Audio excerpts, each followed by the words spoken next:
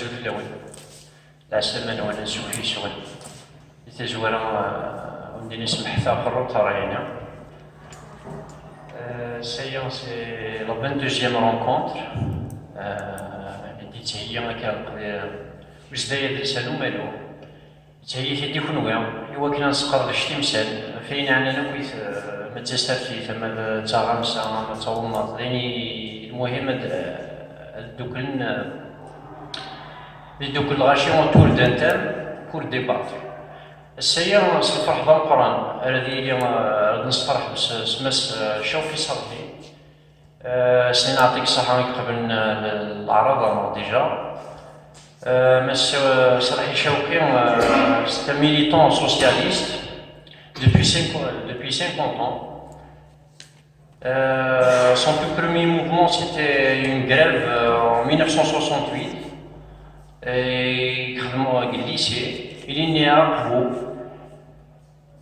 Il a suivi des études en mathématiques. Il est le fondateur du GCR, groupe communiste révolutionnaire, et le PST, le Parti des travailleurs socialistes. En 2012, il quitte le PST, mais juste en 2013, il refonde un autre parti politique qui s'appelle Union des travailleurs socialistes, UTS. وطويل غارف لونا مسلاي الساعة دي غوالي مس صديقي كي كتصنع العسلمين فيها ماشي صافي. Je vous remercie pour l'invitation. Bonjour tout le monde. Salam alaikum, mazoul fulaoun. Bon, les vieux ont des problèmes de lunettes. Bon, au lieu de c'est pas demain, plus tard on verra. Bon, donc c'est toujours un plaisir de voir cette tradition qui continue, cette tradition de faire des débats que nous avons dans cette région, non pas parce que nous sommes plus intelligents que les autres, non, ni même plus courageux que les autres, c'est faux. Hein. Il y a une tradition qui vient depuis le printemps berbère, le 80, quand le pouvoir a choisi d'isoler la Kabylie plutôt que de l'écraser dans le sang et provoquer un processus qui ne contrôlera plus, disons, de guerre sécessionniste, etc. Ils ont fait le calcul de nous laisser la bride sur le cou, de nous laisser nous exprimer, et ça fait après une différence. Ça fait une région du pays où dans chaque village, il y a une association, un comité de village, ou deux, trois, dans chaque, je sais pas, dans chaque grande ville, il y a une floraison d'expériences, alors que des villes qui ont une expérience, une culture, un passé, etc., comme Amsterdam ou Tlemcen ou Constantine, etc., eh bien se voir, regardez Tiaret, l'expérience du mouvement ouvrier de Tiaret, c'est quelque chose d'extraordinaire. Je veux dire, il y a vraiment beaucoup de traditions et beaucoup de militants. Mais voilà, même le Hirak, on leur a interdit, depuis le 12 décembre jusqu'à aujourd'hui, jusqu'à hier, ils manifestent pour le Hirak. Bon, c'est un calcul qui est fait pour diviser, mais après ça a créé une tradition. Une tradition, ça a formé au débat politique, formé à l'expression publique, etc. Une région qui a joué ensuite un rôle. Une anecdote de notre mouvement, par exemple, quand on a créé le GCR, bon, moi je suis né à Akbou, mais quand on a créé le GCR, il y avait des militants de Beskra, d'Ain Bessan, de Boussaada, de Al-Naba, des militants de partout. Il y avait quelques militants de Kabylie, mais qui n'étaient pas dans les milieux culturels en général. Bon, comme moi. Bon. Et pourtant, en 88, quand il y a eu l'ouverture en 88, nous, on venait de faire une grande grève générale des étudiants. Bon. Alors, À Annaba, on a recruté des Kabyles, Bougiotes d'ailleurs, pour être précis, à Constantine des Bougiotes, à Borj des Bougiotes, à Sétif des Bougiotes et à Belambas, je crois, etc. aussi. C'était des gens de la région qui se trouvaient là-bas. Pourquoi? Pas parce qu'ils sont plus intelligents que les autres, parce que quand on est dans une salle, le premier qui parle, le premier qui prend la parole, quand il faudra élire un délégué, celui qui sera le premier délégué, c'est celui qui a déjà l'expérience dans son lycée ou là dans son quartier, etc. Et dans le reste du pays, on a interdit toute expression. Et pourtant, dans les autres régions du pays, ils ont pris les armes contre le régime. Les groupes armés islamistes, je suis contre. Mais les groupes armés islamistes, c'est une opposition politique et radicale. Ce n'étaient pas des gens qui avaient peur. Ils ont pris les armes pour renverser le régime. Heureusement qu'ils ne l'ont pas fait, parce que le régime islamiste est pire que le régime du FLN. Mais c'est pour vous dire, ce n'est pas une question de courage ou d'intelligence, c'est une question d'itinéraire historique qui fait que la région a ses traditions. Et la région, a une tradition d'être à l'avant-garde progressiste du pays. Pour une raison historique. Quand, entre Sogor et Mujana, il y a eu la révolte de 1971 qui a éclaté, bon, et ben, la révolte de 1971, ce n'est pas la première. Depuis l'arrivée des Français, il y a eu des tas de régions qui ont bougé, et même après le Cheikh Ahmed, des tas de gens ont bougé. Bon. Pour l'anecdote, lorsque l'émir Abdelkader a demandé aux tribus de Kabylie d'empêcher les Français de passer, Bachar el-Qarani a accompagné les Français, les a escortés pour traverser les portes de fer. Donc, les gens du Bachar el-Qarani n'étaient pas plus courageux ou plus nationalistes que les autres. C'était des tribus à travers le pays qui réagissaient comme des tribus. Vous connaissez l'anecdote des Futuhat islamiques, il dit avec ses troupes et tout. Bon, il rencontre Qusayla, c'est-à-dire Axel ou la Qusayla, puisque en fait on ne connaît pas le nom des anciens. Massinissa, c'est pas vrai que c'est Massinissa. Ce qui est écrit, c'est MSSN. Msensen, c'est plus proche que Massinissa. Bon, parce que ce sont des langues qui n'écrivent que les consonnes. Comme Tarab, c'est la même chose, il n'y a que les consonnes. Le harakat, pour mettre les voyelles. Donc, quand Qusayla a réagi, il représentait une tribu, une fédération de tribus. Mais la fédération voisine n'a pas bougé. Il s'est fait, il a gagné, puis il a perdu. La fédération voisine n'a pas bougé. Puis, quand lui, Khlas, il a perdu, il est fini, il est mort, eh bien, il y a eu la révolte de Dihya, le Kaïna. Eh bien, Dihya, c'est une autre confédération tribale. Et les tribus de Qusayla n'ont pas bougé, ne sont pas intervenues pour l'aider. Donc, il ne faut pas dire ni c'est Imagiran comme un seul homme, ni même les Chaouis. C'est-à-dire chaque tribu, chaque tribu, etc. C'est comme ça que fonctionnait l'ordre tribal. Les nations modernes, la conscience d'appartenir à un grand ensemble, ça c'est beaucoup plus tard que c'est arrivé. Chez nous, ça a commencé à arriver au début du XXe siècle. Chez une poignée de gens qui étaient dans les villes et qui ont découvert qu'ils pouvaient être de Sidi Hech ou de Mahnia, et ben, c'était des bougnoules pour les Français, que peut-être des intérêts communs et tout. C'est là que la question de l'Algérie a commencé à naître. Et la question de l'Algérie a donné donc les premiers mouvements qui étaient des mouvements assimilationnistes, que ce soit les jeunes algériens, les Khaled, que ce soit Jamaïd al-Ulama, que ce soit le Farhat Abbas, c'était des gens, les élites algériennes voulaient devenir français, hein, et même ils disaient pas tout le monde, les bons Algériens deviennent français, les bougnoul, Bournouna, Boulefa, donc ils peuvent rester des bougnoul. C'était ça les revendications, on peut en parler dans le débat s'il y a des gens qui ne connaissaient pas ce détail.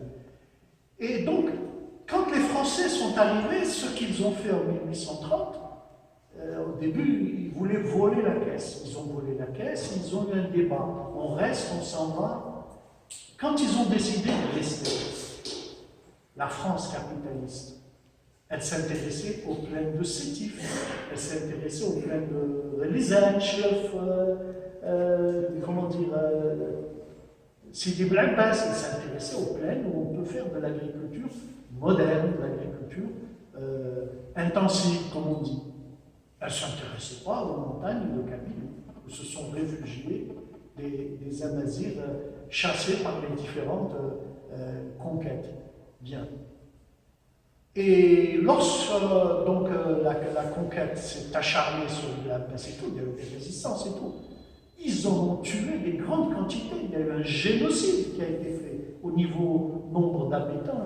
L'Algérie a perdu beaucoup d'habitants à la conquête française et elle a perdu beaucoup d'habitants entre 1860 et 1870. Entre 25% et 40% de la population est morte de tuer, on a des familles, Bon, on peut développer. Moi, je vous conseille le livre de Djilali Saleh qui a découvert ça, un sociologue. Il a découvert, tout d'un coup, en faisant des études démographiques, il a découvert qu'il manquait des millions de gens. Il s'est dit, comment ça se fait que les chiffres comme ça, eh ben, il a analysé, il a trouvé pourquoi.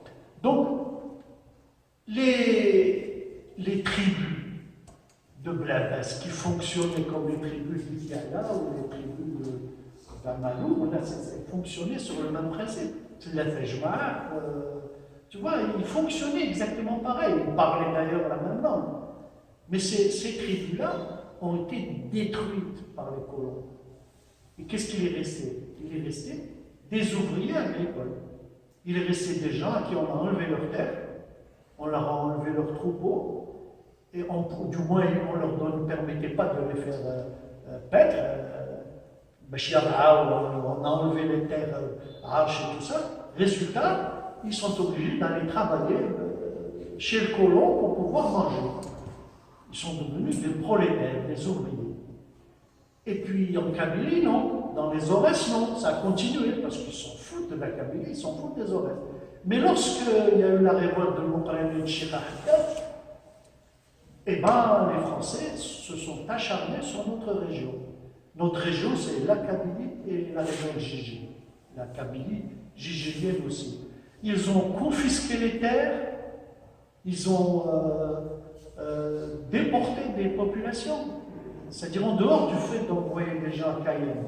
Il y a des gens qui étaient à Mizour qu'ils ont envoyés également à Maintenant, par exemple. On leur enlève leur terre et on leur donne un petit morceau loin, etc., etc.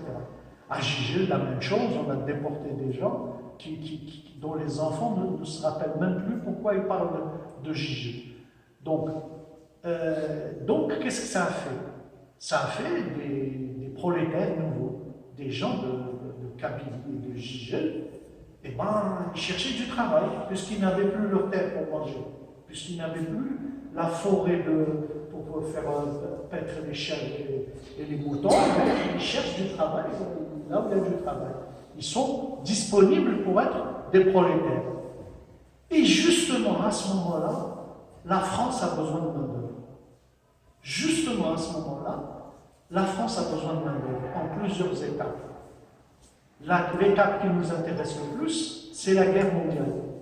Pendant la guerre mondiale 14-18, les hommes sont à la guerre. Ils sont partis se faire tuer à la guerre pour les bourgeois d'Europe. Et les usines, il faut les faire marcher. Donc on a pris les femmes, on les a mis à la place des hommes. Mais ça ne suffit pas. Donc on a ramené des émigrés. Et qui c'est qui était là, prêt à émigrer? les gens à qui on venait d'enlever leur terre, les gens de Kabylie. Donc, au début du XXe siècle, les Kabyles représentaient 90% de la population, de l'émigration. Et c'est dans l'émigration que la question de l'indépendance est née. Ce n'est pas les Kabyles qui ont ramené l'indépendance à Paris. Non. C'est la révolution russe qui a ramené l'idée que les peuples, ils doivent être indépendants. Du droit des nations à disposer d'eux-mêmes, les bourgeois le disaient. Mais la révolution russe a exigé de tous les militants qui voulaient être avec la révolution russe, ce qu'on appelle la 8e condition d'adhésion à l'internationale communiste. On leur a dit, si vous voulez être communiste, il faut que vous soyez pour l'indépendance des colonies. Et donc, il y a un groupe d'Algériens, militants du Parti communiste français, qui ont constitué une section dans une association du Parti communiste français. La section s'appelle l'Étoile nord-africaine. Et au début, c'était un gars de Relizane qui était le leader, Hadj Ali Abdelkader, qui avait une quincaillerie. Bon. Et après, il a laissé tomber pour s'occuper de sa vie personnelle et tout. Et ils ont mis un tlemcenien, un ouvrier tlemcenien. On dit arabo-islamique et tout. Tout le monde était arabo-islamique. Je crois qu'il y a la bled, ils étaient plus arabo-islamiques que les Arabes de la région, puisque c'est les Arabes qui montaient dans la montagne pour apprendre l'arabe et pour apprendre l'islam. Il faut se rappeler la vraie histoire, il ne faut pas raconter des histoires. Donc, c'était le Tlemcenien, un qui s'appelait Msali Hadj, qui était le leader et tout, qui avait beaucoup de qualité, beaucoup de courage et d'intelligence, mais qui n'était pas un intellectuel formé, ou qui écrivait des livres, ou la Makash Minhaga.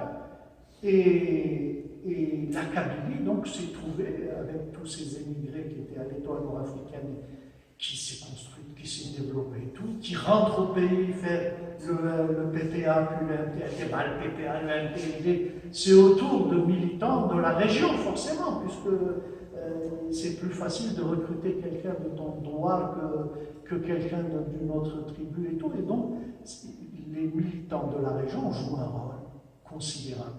Un rôle considérable et un rôle d'avant-garde progressiste. C'est-à-dire que vraiment, c'était à la pointe du progrès pour l'indépendance, pour les droits sociaux des gens, etc. etc. Et ce n'est pas forcément éternel.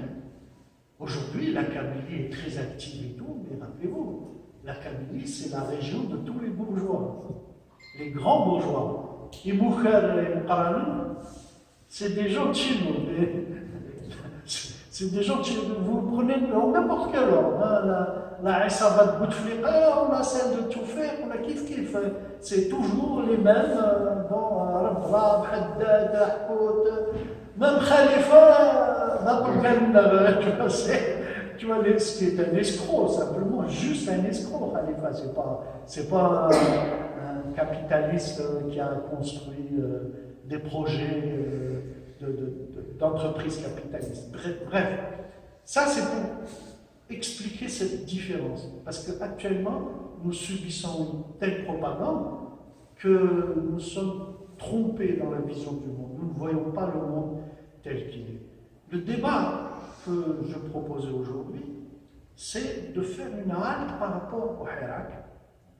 Un an, ça fait bientôt un an. Alors, le Hirak, bon, évidemment, je ne vais pas développer certains points, parce que, bon, j'en ai parlé dans mes vidéos, d'une part, et d'autre part, parce que sinon, je ne pourrais pas développer d'autres choses qui sont importantes vers la fin. Alors, quand le Hirak est arrivé, je me rappelle ma première déclaration au nom de mes camarades de l'UTS, c'était de dire tout est possible. Tout est possible, le meilleur comme le pire. Eh bien, on a pu voir que ce n'est pas faux. On a pu voir que le meilleur et le pire sont là. Ils ne sont pas loin de nous et ils nous menacent pour le pire. Donc, la première idée qui est venue sur le Hirak, c'est l'idée que c'était une manipulation. D'ailleurs, elle est reprise par Gaïd Salah, elle est reprise par... Il est mort, mais ça n'a pas d'importance, c'est pas un ami, on parle d'un personnage politique, etc. Donc, il reprenait l'idée que, attention, c'est Kharbeché, etc., etc. Mais même avant le 22, la plupart des gens de gauche, etc., des démocrates, là, le 22, ils ont dit, méfiez-vous, un appel anonyme, attention, les islamistes, ils vont tout bouffer. Vous vous rappelez, il y a eu cette vision des choses. Moi, j'avais fait une vidéo, j'avais expliqué que les islamistes, c'est fini. Les islamistes, c'est fini. Le projet politique des islamistes, aujourd'hui, c'est fini. Demain, ça peut reprendre, mais aujourd'hui, c'est fini. L'islamisme, sous la forme d'un grand parti populiste comme le FIS, c'est discrédité. L'islamisme des groupes djihadistes, c'est une détestation profonde, et au point que on est le pays qui a donné le moins de djihadistes à l'État islamique, alors que la Tunisie, par contre, ils ont envoyé beaucoup de gens à l'État islamique. Le troisième niveau, c'est les islamistes en veste d'alpaga, en costume cravate et tout, Jaballah, Mokhari, Nahna, Abu Jab Sultani, tous ces gens-là, sur le modèle d'Erdogan, ces gens-là sont discrédités aussi. C'est-à-dire au niveau populaire, on les considère au niveau populaire comme des gens qui roumains, qui les démocrates, qui les FLN, quand ils montent Foucault-Sy, ils sont pareils par rapport aux Zawali, par rapport aux gens normaux et tous, c'est pareil. Donc il y a un discrédit très très fort de ces groupes-là, de toutes ces tendances-là. Donc l'islamisme, ça y est, l'islamisme sous forme de projet politique. Par contre, la religiosité, c'est-à-dire que jamais les Algériens n'ont autant fait la prière. Jamais que ces temps-ci. Zikimni, dans les villages de Kabylie, on faisait la prière. Mais à Alger, personne. Il n'y avait que les vieux qui faisaient la prière. En 90, avec le fils, bon, ça a monté. Mais en 2001, après les attentats de 2001, il y a eu une nouvelle vague de religiosité. Pourquoi? Parce que l'Occident impérialiste a décidé d'attaquer le Moyen-Orient pour voler le pétrole. Et donc ils se sont mis à dire les musulmans et l'islam et conflit de civilisation et tout. Alors les musulmans même, qui avant n'étaient pas très musulmans, ils ont dit, eh ben, on est musulmans de Zoma. C'est un peu la réaction qui a fait que dans la banlieue de Lyon, celle de San Francisco, la banlieue de Londres, celle de Paris, il y a des hijabs, il y a des niqabs, il y a des djilbabs, et des bas. C'est une réaction identitaire. On est musulmans, et alors, d'ailleurs, quand ils partent d'ici, ils deviennent plus musulmans que lorsqu'ils sont ici, justement par réaction à cette pression de l'impérialisme. Donc, manipulation. Non, ce n'est pas une manipulation, preuve en est. Que la façon dont ça a commencé, c'est-à-dire, rappelez-vous comment ça a commencé. Maintenant, avec la vague identitaire qui est en Kabylie, tu seras pas le 16, c'est là que ça a commencé. Non, ça a commencé le 22, une guerre mondiale. Mais quels étaient les signes annonciateurs? C'est pas Harata. Parce que à Harata, ou à Akbou, ou à Amizo, ou à Sédérechi, il peut y avoir une manifestation contre le 5e mandat en 2019, en 2018, en 2017, en 2016. Il y a une politisation, il y a un personnel politique. D'ailleurs, les partis qui vont manifester en disant le pouvoir, ça, et tout ça, après ils sont ministres, il n'y a pas de problème. Hein, c'est-à-dire, ils font leurs affaires comme il faut, mais donc ça a commencé comment? Ça a commencé autour de Miguez, rappelez-vous. C'était un jour, le clown Miguez a décidé de ramasser des signatures à Khanchla. Il a dit voilà, demain je vais à Khanchla. Et le maire de Khanchla a dit non, ici c'est Fakamatao, tu ne viens pas. Bon. Alors les jeunes de Khanchla, et ils ont fait un grand rassemblement pour attendre le gaz et ils ont enlevé le portrait de Bouteflika. Bon, on va dire, Salat Haja fi Khanchla, après ça continue à Guelma, Constantine, à Navas, Kilba, Gige, etc. Ça a continué. Ça prouve quoi? Ça prouve qu'il y avait des jeunes qui avaient changé dans l'attitude par rapport au pouvoir. Des jeunes qui n'avaient plus peur de changer de pouvoir. Justement, ça me permet de passer à la peur. Les intellectuels de l'impérialisme, les intellectuels des milliardaires, ils nous ont servi ensuite une autre sauce. Ils nous ont dit, voilà, finalement, les Algériens ont vécu le mur de la peur. Avant, les Algériens avaient peur, maintenant, ils n'ont plus peur. Depuis le 22 février, les Algériens n'ont plus peur. Bon, on est à un malheur. Est-ce que les Algériens d'Amalo, d'Akbou, d'Amizour, d'Oxor, Barbacha, est-ce qu'ils avaient peur en 2001 quand on leur tirait dessus et qu'ils continuaient à manifester? Ils n'avaient pas peur. Est-ce qu'il y a eu à cette époque, il y a eu des émeutes dans 42 wilayas? Il y a eu des émeutes dans 42 wilayas. On retient la Kabylie dans un but déterminé, mais il y a eu des émeutes dans 42 wilayas. La première, juste après la Kabylie, juste après Massini Sagerma et les trois jeunes d'Amizour, les trois jeunes lycéens d'Amizour, le premier incident qui a eu lieu, c'est une sentinelle de l'état-major de l'ANP à Ain-Allah qui a tiré sur un berger. Un berger dont les moutons s'étaient approchés de la caserne, à côté du mur de la caserne, et la sentinelle a tué le jeune. Il y a eu des émeutes à Ain-Nadja, qui est un quartier d'Alger, pendant un certain temps. Et ensuite, juste après, il y a eu des émeutes à Sol-Roslaine. Sol-Roslaine, c'est la partie arabophone de l'Ouest. Et qu'est-ce que disaient les gens de Sol-Roslaine? Ils disaient, nous ne parlons pas la même langue, mais nous vivons la même misère. C'était le cri des jeunes de Sol-Roslaine se comparant à la Kabylie. Il y a eu 42 wilayas. Le jour de la manif du 14 juin, j'ai écrit un article à l'époque que vous pouvez relire sur ma page Facebook.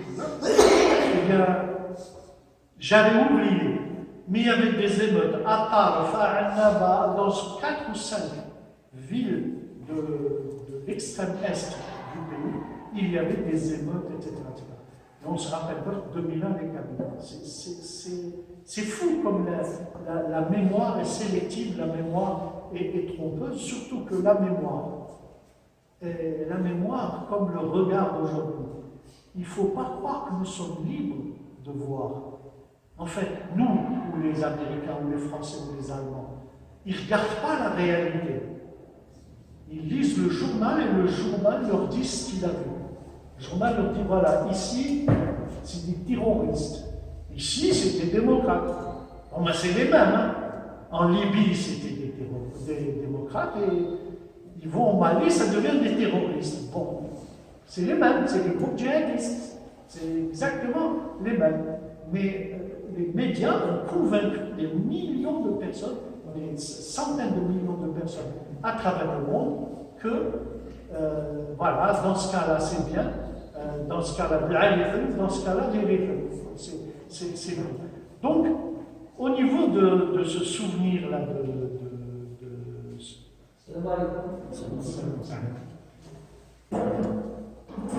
donc les gens n'avaient pas peur. Il y a eu en 2011, il y a eu plus de grèves en Algérie, plus d'émeutes en Algérie que dans toute l'Europe. Il y a un responsable de la DGSN qui a dit la brigade anti-émeute sortait toutes les 6 heures en moyenne. Faites le compte. Je me rappelle qu'on avait compté quelque chose comme 8000 à 9000 émeutes pendant le premier semestre 2011. Je veux dire, quand est-ce qu'il y a des émeutes à Paris ou à Londres? Je veux dire, c'est... Bon, et les grèves, le nombre de grèves, etc. Alors, souvent les gens sont là très sévères sur les libertés que nous avons chez nous. Chez nous, on n'a pas les libertés. Bon. Et pourquoi chez eux, ils ont les libertés? Les pauvres n'ont pas les libertés dans ces pays. Regardons certains exemples. Il y a eu 500 mairies bloquées en Algérie. 500 mairies. Dans à peu près toutes les régions du pays. Bon. Le nombre de fois où la route nationale est coupée, à Mila, à Gigel, alors l'Oxfam, c'est une spécialité locale, même la zone industrielle Taharacht est en danger à cause de ça. Bon, c'est incroyable. Essayez d'occuper une mairie à Clermont-Ferrand. Essayez. Essayez d'approcher une mairie pour la fermer ou pour rentrer dedans. C'est immédiatement leur brigade entière, le CRS, le GIGN, la prison, une peine de prison très lourde, etc. Vous savez, récemment, il y a des jeunes, des gilets jaunes, qui ont enlevé des portraits de Macron dans les mairies. En 2-3 portraits, ils ont manifesté avec ces portraits. Solo, Diabo, le tribunal, condamné, etc., etc. Chez nous, il y a des militants qui disent oui, finalement, je ne mets pas le portrait de Toupo. Voilà. Et ben, c'est impossible à Paris. Impossible. Il y a un ordre, il y a une dictature de la bourgeoisie qui est terrible. On te dit oui, mais ici, on a le droit de dire des choses sur les mœurs de Gaït Salah. On a le droit de dire des choses sur les mœurs de Bouteflika. C'est quand même pas... Je ne dis pas que c'est la démocratie, parce que j'explique par ailleurs, j'expliquerai à la fin pourquoi ce n'est pas la démocratie. Et pourquoi cette démocratie ne me plaît pas.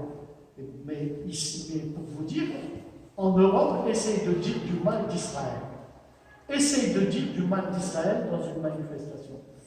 Tu ne peux pas. Sarkozy, par exemple. Tout le monde sait que Sarkozy est démocrate. Hein? Est-ce qu'il est en prison? Non. Ça retarde. Et aucun journal n'a le droit de le dire. On sait, mais aucun journal n'a le droit de le dire. On dit la présomption, il paraît que, etc. On ne peut pas le dire ouvertement. Chez nous, tout le monde a décidé, tout le monde y trafique la cocaïne. Comment tu sais? Dans un état de droit, on te ramasse, on te dit voilà, ramène-moi la preuve, si tu n'as pas la preuve, tu vas en prison. Même si c'est un trafic de cocaïne, tu n'as pas la preuve, tu n'as pas le droit de le dire. Voilà comment ça se passe chez eux. Chez eux, c'est d'une sévérité incroyable. On te dit chez nous, la police écoute. Mais la police qui écoute le monde entier, c'est la police américaine. La police américaine, elle écoute même les chefs d'État de l'OTAN. Elle les espionne. Chaque téléphone, par exemple, en ce moment, la NSA enregistre tout le débat. Hein? Même mon téléphone est éteint. Mais la NSA enregistre tout le débat parce qu'il y a une puce et qu'elle vous connaissez sûrement le problème. Pour certains camarades, ils le connaissent. Bon, je reviens au fil de mon exposé. Donc, ce qui s'est produit, ce n'est pas briser le mur de la peur. Ce qui s'est produit, c'est que les Algériens qui ne voulaient plus de changement, le 22 février, massivement, les Algériens ont exprimé une volonté de changement politique. Mais la peur de la police, les émeutes, il y en avait pas, la peur du changement, ça c'est autre chose. Pourquoi y avait-il la peur du changement? Parce qu'en 1990, quand le fils était là, les gens ont dit vive le changement. Une majorité d'Algériens, enfin un groupe important d'Algériens, des millions d'Algériens ont applaudi. Le mot d'ordre, je me rappelle, c'était Ousmane Tcha, tout le monde était content. C'est bon. Et puis ça a donné ce que ça a donné les années 90, la mort, les djihadistes absurdes, etc. Alors après, les gens disaient, on a eu tort de vouloir le changer. La baisse. Je plaisante, bien entendu, mais je caricature ce raisonnement. Et je vous disais, finalement, des partis. Les partis, les gens de blanc. Tout a bien, bon, le président Gaber et tout ça. Maintenant, voilà, tous les morts qui ont lieu dans les années 90. C'est cette peur-là, la peur de l'instabilité, la peur du chaos que le GIA a personnifié, que le GIA a organisé. C'est ça qui faisait que les gens ne voulaient plus du changement. Plus que ça, ils ne voulaient plus des partis, ils ne voulaient plus de la démocratie. Il y avait un discrédit de la démocratie. Donc, Wesh Djabouna. Ah, les partis. Wesh Djabouna, les partis. Ce discrédit, il était très très fort, etc. Et au point que, le 22 février, quand les jeunes, pas les vieux, c'était pas des cheveux blancs qui avaient demandé ça, c'était des jeunes, ceux qui manifestaient. On nous fera croire bientôt que c'est les partis, les opposants, les plus jamais. C'était pas les intellectuels, ils étaient cachés chez eux. Ceux qui ont manifesté, c'était avant tout les jeunes supporters de foot, les jeunes. Et d'ailleurs, les mœurs des manifestations, c'était les chansons des stades, c'était les défilés gambadants, etc., comme dans les stades. C'était ça les mœurs le tifo, les chansons, c'était des chansons qui avaient déjà été chantées dans les stades. C'est pas quelque chose qui était nouveau toujours. Bon. Et les vieux, les militants, qu'est-ce qu'ils faisaient? Ils regardaient. Et le soir, ils rentraient à la maison, ils disaient ils ont dit, parce qu'ils n'étaient pas acteurs, ils écoutaient ce que disait le jeune peuple en révolte, etc. Les vieux militants et tout ont essayé de se faire accepter, c'est tout. Alors rappelez-vous, ils ont presque tous été chassés. Presque tous étaient chassés. Vous avez 2 fois, Saïd Sadi, Abouji, Bankari, Djaboud, tous ont été chassés. Les militants, le parti, les leaders et tout, les jeunes n'en voulaient pas. Les mêmes qui aujourd'hui dirigent le Hirak. Ceux qui ont été chassés, c'est eux les chefs maintenant. C'est eux qui parlent en disant le Hirak, les millions, etc., le peuple, face au pouvoir. C'est pas sérieux. Donc, ce mouvement-là avait plusieurs identités. Par exemple, ce mouvement était anti-impérialiste, comme dans les stades. Par exemple, le nombre de drapeaux palestiniens qu'il y avait au début est quadruplé. Alors, ceux qui sont contre la Palestine et pour l'impérialisme, ils te disent oui, c'est les islamistes. Ce sont pas les islamistes. Les islamistes, mais elles de Benouche. Les premiers cortèges avec Ali Belhaj, c'était 20 personnes, 15 personnes.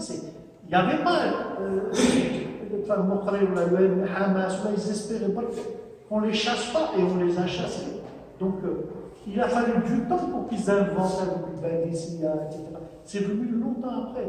Donc, les manifestants ont ramené des drapeaux palestiniens dans une grande quantité. Et au début, il n'y avait pas encore de drapeau berbère.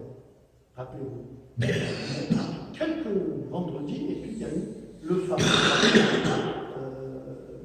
le drapeau berbère qui est devenu célèbre après, grâce à la répression de Béthune. Les identitaires, les indépendantistes, le MAC, par exemple, qu'est-ce qu'ils disaient au début? Rappelez-vous. Ils disaient nous ne voulons pas de manifestation algérienne en Kabylie. C'est-à-dire les Arabes n'ont qu'à manifester pour l'Algérie. En Algérie, nous, on ne peut pas, c'est autre chose. Bon. Mais tous les jeunes de Kabylie ont été manifestés le vendredi, le 22, le 29, enfin le 1er mars, plutôt, il n'y a pas de 29, etc., etc. À Paris, ils ont fait plus. Ils ont organisé une contre-manifestation. Il y avait la manifestation de la place de la République qui était prévue. Ils ont organisé une autre manifestation avec hommage à Matoub Lounes, au Trocadéro. Et bien, personne n'est venu au Trocadéro et tout le monde était là avec des drapeaux algériens à la place de la République.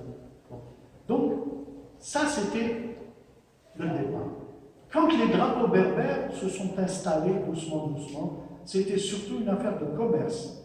Ces drapeaux berbères, les gens ne les ramenaient pas de la maison. Il y avait des marchands sur place, des petits commerçants qui venaient avec des piles de drapeaux et tu achètes ton drapeau à 15 000 ou à 20 000, en fait. Eh bien, c'est le drapeau adapté. Ce n'était pas un drapeau contre le drapeau palestinien ou contre le drapeau algérien. Tu avais 3 personnes, un drapeau algérien, un drapeau palestinien, la berbère, ils étaient ensemble, il y avait une fraternisation, on a vu des milliers d'images de cette fraternisation. Je disais, le Hirak a d'abord été un mouvement anti-impérialiste. Un mouvement anti-impérialiste qui disait, Macron, Trump, ne vous mêlez pas de nos affaires, c'est une affaire de famille, bas les pattes devant l'Algérie. Arrêtez de prendre du gaz gratuitement. Vous vous rappelez de ça? Quand il disait aussi l'Afrique, le pillage de l'Afrique par la France, etc., toute une série d'éléments comme ça. Bon. Il y avait une autre dimension qui, elle, était beaucoup moins bien dite. C'était la dimension sociale. Elle n'était pas dite, elle existait. C'est-à-dire qu'il fallait un regard pour la voir. Moi, j'ai vu une banderole qui disait le footballeur touche 300 millions, le député touche 30 millions, et moi, je touche 400 millions. J'ai vu cette banderole-là. Mais je n'en ai pas vu 50. J'ai vu des jeunes dire vas-y, touche le hargo. J'ai même vu des jeunes dire on va se marier, etc. Parce que c'est difficile pour les jeunes de se marier, etc. Donc, il y avait des aspirations sociales, c'est-à-dire qu'on veut changer d'Algérie, on veut une nouvelle Algérie. Mais la nouvelle Algérie, c'est pas pour être mendiant dans la nouvelle Algérie, on veut une nouvelle Algérie pour vivre heureux, pour vivre prospère dans la nouvelle Algérie. C'était sous-entendu. Sous-entendu, mais ce n'était pas dit dans des mots d'ordre clairs, parce qu'il n'y avait pas un parti qui construisait ce mouvement-là. C'était un mouvement très spontané. Est-ce que ça veut dire que ce mouvement ne faisait pas l'objet de manipulations? Non, il y avait des manipulations. Par exemple, la date du 22, c'est peut-être une décision du DRS. Qu'est-ce qu'on s'en fout? Est-ce que c'est la date du 22 qui compte? Ou est-ce que c'est le fait que des millions de gens sont sortis? Le fait de décider de faire éclater ça, peut-être, ça peut être les gens de Maralébia qui ont magouillé quelque chose. Pourquoi pas ça? Mais c'est secondaire, on s'en fout. Ce qui est important, c'est qu'ils ne contrôlaient pas, c'est pas eux qui ont inventé la colère des peuples, des jeunes, c'est pas eux qui ont inventé ce que disaient les jeunes, ce que disaient les jeunes, des fois ils l'ont dit avant dans les stades, etc. Vous savez, quand les jeunes des stades disent il y a une dimension sociale. Alors les politiques nous ont expliqué que non, ce que voulaient les gens, c'est Bouteflika. Bouteflika ou Kemlou. Donc, ils voulaient enlever Bouteflika. C'est